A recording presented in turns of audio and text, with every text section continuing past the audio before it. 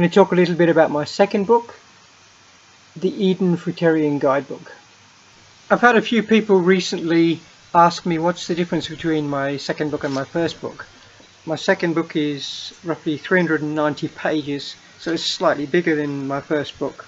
It does cover a lot of the same kind of topics as my first book, but it goes into a lot more detail about things, and it gives a lot more practical advice on the way that we can, as individuals and collectively, improve matters for ourselves and for the world. One of the first chapters in the book is solely dedicated to the animals. I've been a vegan since the 1980s, so more than half my life now.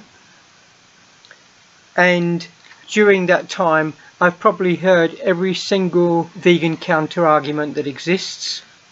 I've done my best to collect those counter-arguments and stick them all in this first chapter, and I attempt to give a rational response to every single one of them. So let me just show you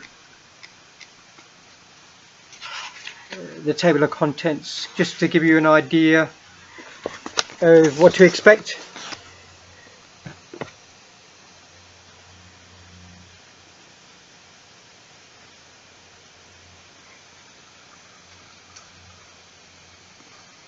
So if there are any newbie vegans out there that are having trouble coming up with replies or responses to these arguments that are given to them against veganism, I think this book will be a good resource for them in that first chapter.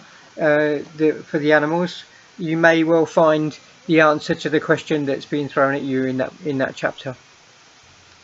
I also have a chapter dedicated to the plants, where I talk about the latest in plant research and try and explain a little bit more about plant perception, the way that plants perceive the world, the way they communicate with one another, the way they warn each other of threats, the way they prepare for attack in some ways, the way they basically perceive their environment and interact with their environment. But the research is starting to show there does appear to be some kind of intelligence behind this force of a plant life, which I don't personally have any doubts about, but for a lot of people I think it will help to show that that's the case, because I do believe that there's a soul force behind every living thing and being on this planet, and that soul force has its own reason to exist, which is independent of everything else.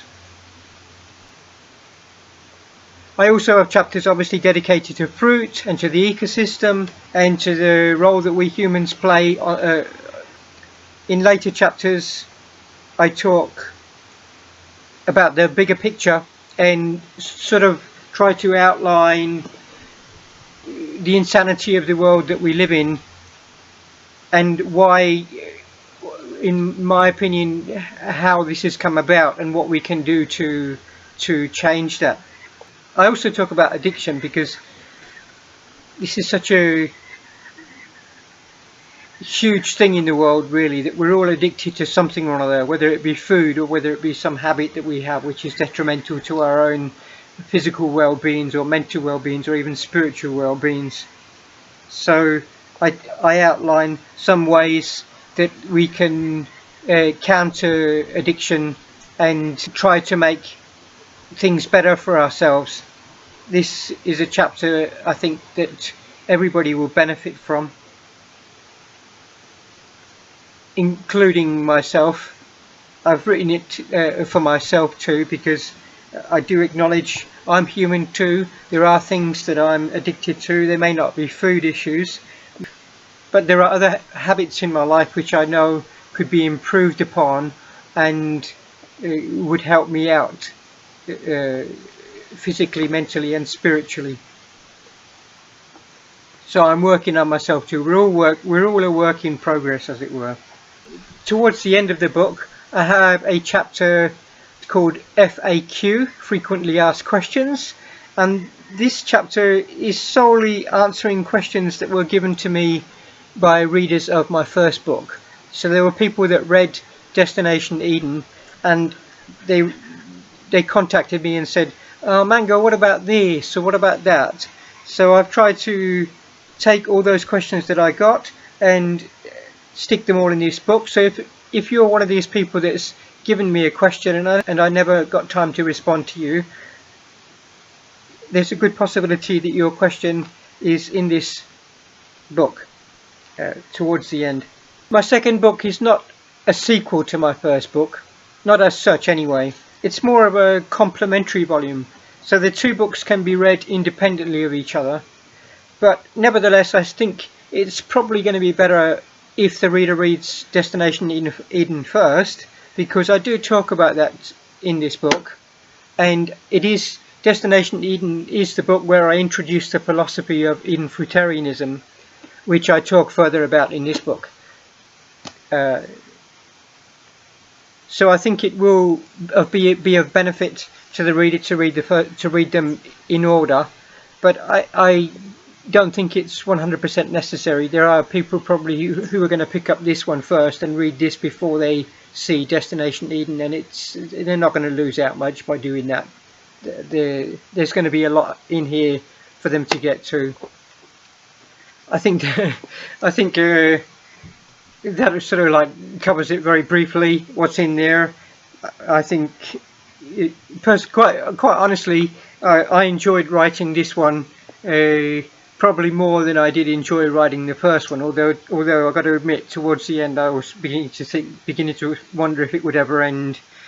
But I'm glad that I finally managed to finish it, and I'm glad that it's now published. And well, I like this one better than the first one, to be honest. I think that it's got more in it, more to bite on, more to chew on.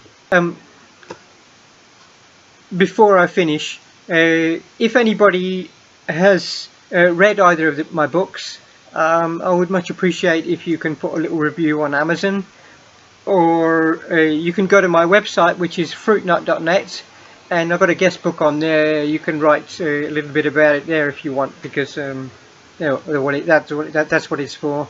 I don't always check it. I'm having trouble with people spamming it quite often, so I go in there occasionally and delete the spam entries. But yeah, please feel free to have a look around there. I think that's about all. I wish you all a very pleasant day. Thank you.